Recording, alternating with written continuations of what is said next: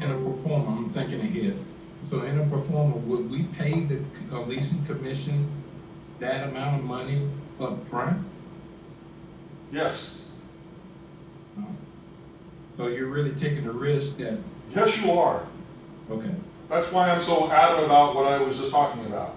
But, you know, once again, on the other side of the table, the leasing agents and brokers, you know, they have a totally different perspective on this. They want their money, they want it now, and I'm not saying they haven't earned it as long as the tenant is a good tenant and they survive, but, you know, there are plenty of tenants. I mean, look, imagine right now, in this environment, how many quote-unquote good tenants are no longer good tenants and will basically be unable to pay their rent, and the property owner is left holding the bag in addition to the you know, the tenants being unable to pay. But, you know, the leasing commission guys and gals, you know, they made their money, and, you know, and that's okay.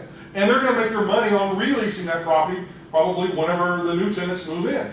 Interestingly enough, and I know we're out of time, but actually the most recent issue of the South Florida Business Journal, the feature article, "A Feast for Vultures, Investors Chase Real Estate Properties." And it's only a couple page, you know, article, but in essence, the short version of it is just simply saying, all because of COVID, you're going to have a lot of properties come on the market, especially in the realm of hospitality and retail. And in many cases, those owners of those properties are so highly leveraged that basically they simply can't. They don't have the cash reserves to operate. They will be foreclosed on. They will basically be sold by the banks, and probably sold at 20 to 30% off of whatever the loan value is, because the banks are going to want to unload them, and unload them quickly, because they don't want to be absorbing all of these things. So you think about it, just put your mind at work here. That means that you may have a property that, let's just say, had 20% equity. That's all gone. Now you're down into the debt piece, and you're saying you're going to basically get rid of 20 or so % of the debt. So you're looking at potentially 30+% or more of the overall value of the property being diminished to the point of being available for sale. That's going to be a huge opportunity for, quote unquote, the vultures. And I think vultures are great. I mean, I'm a vulture. So, you know, yep.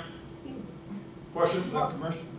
It does remind a little bit like when the bubble was and then people bought in those foreclosures. But in this case, when you have commercial real estate now coming up to the market, that you say it's 30% less just because of COVID, but the truth is that a lot has moved now more to this online. Oh, absolutely. No. I'm not minimizing and that. It will just be less, 30% less. It's no, not absolutely. That the new investors are going to buy it on the penny on the dollars, because it's actually worthless. No, and I would, the house foreclosures, they still have the value. And I would agree with you 100% on the retail property.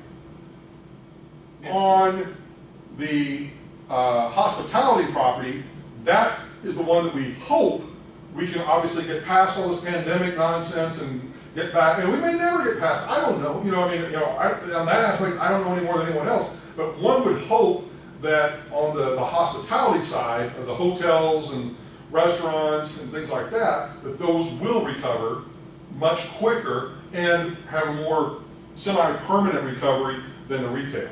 Because the retail, I would agree with you, is much of it just needs to evaporate because it's no longer needed. You're saying something about the commercial leasing. What's going on now since COVID? I've done a couple of leases with commercial, and what they're doing is they're tying in our commission with the performance. So you'll get half your commission the first month, and then you gotta wait 3 months later to make sure your tenant keeps paying the first 90 days. I like that. I love that, actually. You know, I mean, you don't, I'm sure, but I mean, from my perspective as a property owner, I think that makes a lot of sense. Yeah, well, especially when the leases are like, your commercial leases, your payback is like 10 grand, so they'll split it up with 5 and 5. Because the people want to move in and they want to get it rented, but they don't trust that these people are going to pay Right. in this situation. So I had like 3 of them done like that this year. Yep, no, it's not surprising. I'm actually glad to hear that in that sense. Okay, all right, anything else before we get out of here? Okay, next week, we will be back here. If you want to be here, you're welcome to stay in Zoom land, whatever your preferences are in that respect, but we will be back in the classroom next week. Okay? Question as well. I'm sorry? I'm sorry, going back to the CapEx expenses, is that paid only by the tenant, or in some cases it depends, like? No, most CapEx expenses are all paid by the property owner. Oh, okay, unless you have an absolute 100% net lease. I mean, that everything is paid for by the tenant. Okay. But under normal circumstances, with a normal traditional lease that falls somewhere in that middle ground, the property owner is going to pay for those capital expenditures. Okay? I think the only time I've ever seen, and tell me if I'm wrong, that a CapEx was paid for by the tenant was like in agriculture. So like if you're putting in a cannabis farm, Sure. let's say a lot of the expenditures that are required to put on the property are paid for by. Tenant. Yep. Well, no, I mean, the most common examples of the absolute triple net and capital expenditures would be with the big box tenants like, I always use Walgreens and CVS as the poster children of this, that because they typically will do the sale leaseback, and then as part of that leaseback, they engage in this long-term arrangement with now the owner, that the owner just gets mailbox money, and Walgreens and CVS has to take care of everything. So any repairs and maintenance, any capital expenditures, resurfacing the parking lot, replacing a roof, updating the property in any way, they're responsible for. Okay? All right? Are y'all ready to leave yet? We can use Excel, right, for the quiz? You can use Excel, you can use pretty much anything except somebody else in the class. Okay, all right. We'll see you guys then next week. Go home. Thank you. Go. Yeah, bye. Thank you. See you. Oh, Fred, Yep. you want me to distribute something to all the MSRED students? Do you want me to do that via discussion boards on Canvas too? Sure. Okay. And an email to everybody? Sure. Okay.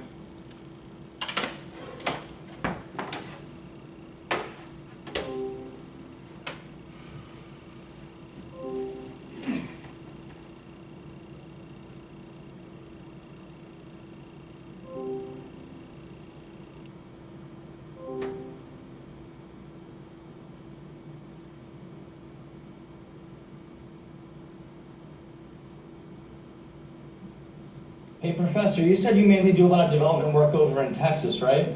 Well, yeah, I mean, I have over the years. Are you familiar with a person by the name of Murdad Moyedi? I am not. Which city, predominantly? Mostly Dallas and Austin, but he's really all over the Texas area. He's my uncle's development partner down there. Okay, gotcha. Nope. But, that's the thing, there are many, many more developers than I think sometimes we realize. A lot of people that have small shops, one-person shops, to those that have obviously hundreds. So, it's a pretty diverse group of folks. Absolutely. All right, thank you so much. Have a great one. All right, thanks. You too.